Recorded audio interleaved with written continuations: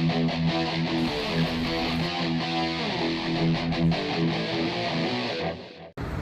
guys, I'm Rian Reaver here. I'm just outside the cinema now, heading in for one of my most anticipated films of the year, and boy, this is going to be a big one in terms of the audience turnout and release. Glass Onion. Yes, I'm so excited. I love the first Knives Out. I rewatched it the other day to prepare for this, and yeah, it holds up so well. It's a lot of fun, so clever. But you know, really excited for this. This is a whole month before its Netflix debut, so you know, Netflix will be for the rewatch.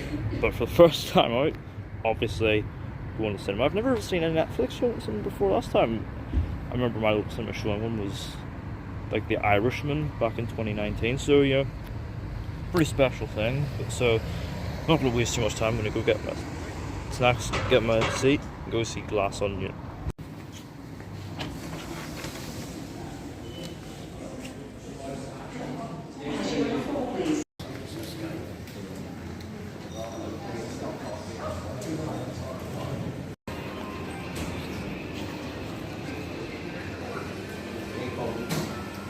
Got my popcorn and a drink here, ready for the next case from Benoit Blanc.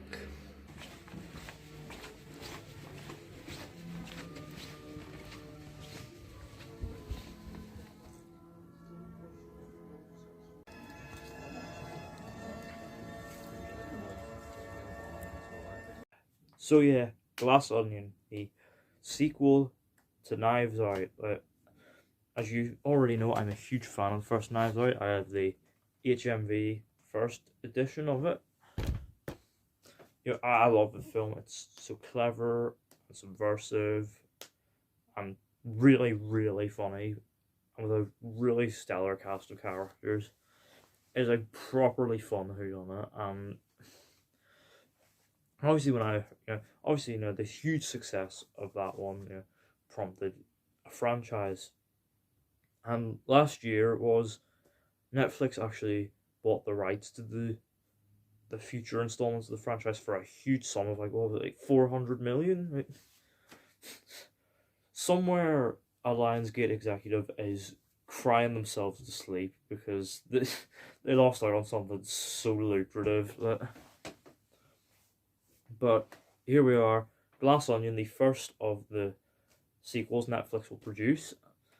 And luckily enough, it's been given a limited cinema run before its Netflix release. So you know, it's a pity we won't be able to count box office numbers because that screening was packed, and it's exactly how a Knives Out film should be seen. But is it as good an experience as the first? Let's find out. So the film takes place in May 2020 in the middle of lockdown. Genius billionaire philanthropist Miles Braun sends out an invitation to all of his friends to join him on his private island in Greece for a murder mystery weekend.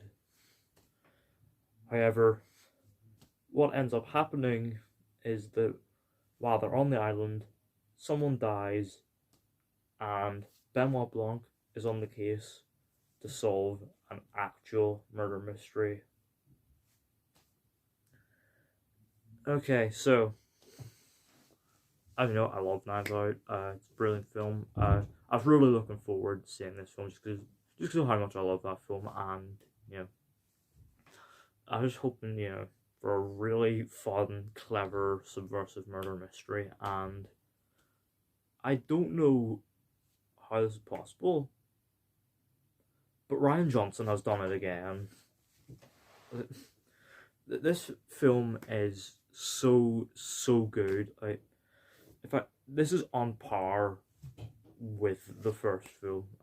I'm not sure whether I prefer this or the first. Maybe a few rewatches and a bit of time will decide that one. But right now, this absolutely matches up to the quality of that first film, and I'm so happy about that. This is a extremely clever film. The way this film is structured, it's a lot more complex in the first film it utilizes, without getting into spoilers, like a bit of like non-linear timeline. Like, we establish a certain set of events and then we jump back in time to see these events from a different perspective, and then we move forward to, to deliver the big conclusion and and the and the killer. It's but the way it's structured, it may be seemingly more complex than the first one, but at its core, it's actually a pretty simple film to follow. And that seems to be a recurring thing within this film. The illusion of complexity, but at its core, something very simple.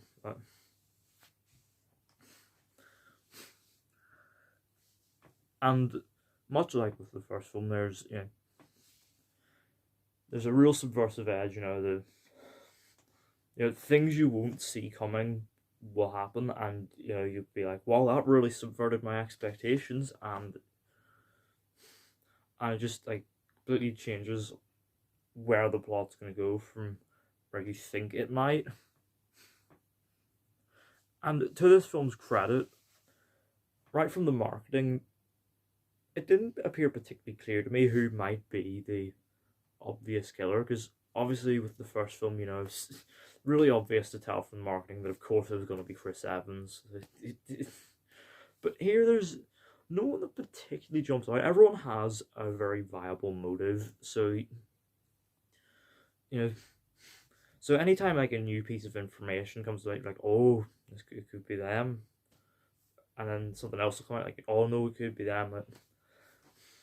It's a really fun film. Like, sort of keeps you on your feet, and the actual outcomes you won't see coming. And it helps as well. We've got another pretty solid cast of characters. Of course, Daniel Craig is back as Benoit Blanc, and once again he's a ton of fun. What's not to love about about this sleuth with a southern drawl?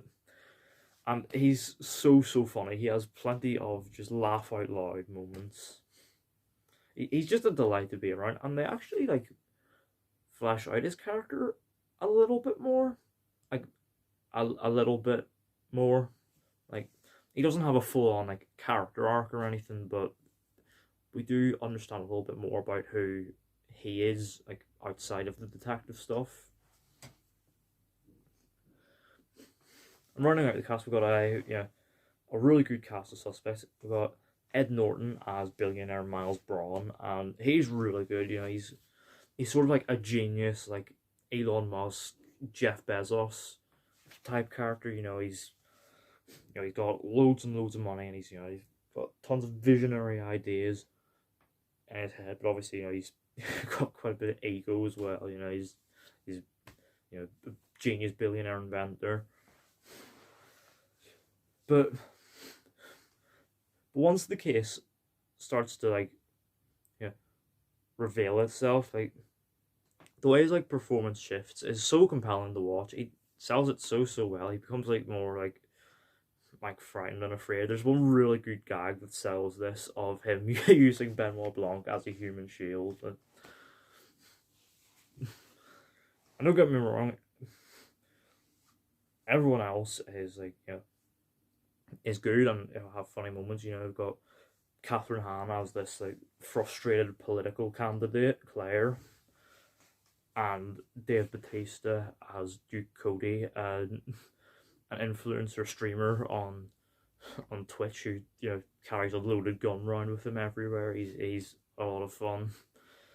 And Kate Hudson got a good few laughs out of me as this like former model Birdie J, who is like sort of a bit not quite with it, and is like being given restrictions on phone usage after questionable remarks on Twitter, and has a past of doing questionable things publicly, and and her character was a lot of fun. And I also really liked her assistant Peg, played by Jessica Henwick. She got some pretty good laughs out of me as well.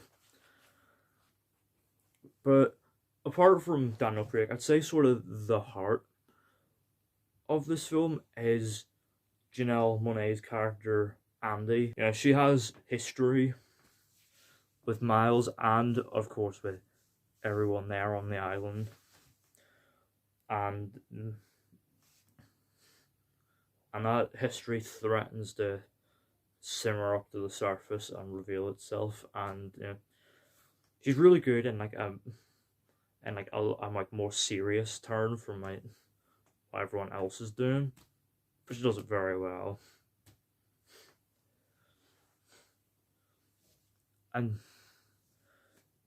also, you can really see in this film where the Netflix money has come in, because you know the production values are a lot higher than the first one. There are so many great shots, and it is just like stunning to look at.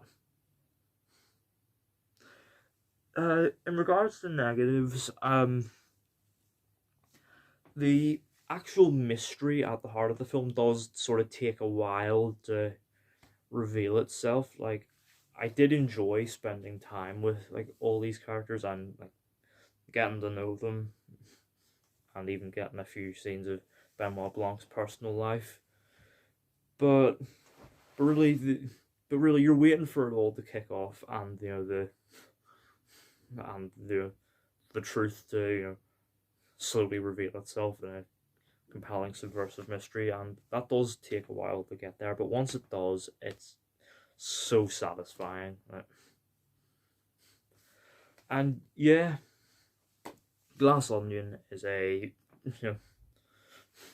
brilliant film with a subversive and at times like genuinely like satirical edge without sort of getting into it. There's a sort of thing about like how we clamor to protect the wealthy elite without spoiling it. It's executed so well here, and it's it's a funny film. It's got a really killer cast of characters.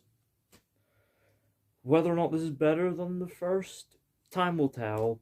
But for right now, I'm gonna give Glass Onion a 9 out of 10. This is without a doubt probably one of the best films of the year. So yeah, let me know down in the comments. Have you seen Glass Onion? What do you think of it? Have you got to see it at the cinema, or will you just be waiting for the Netflix release?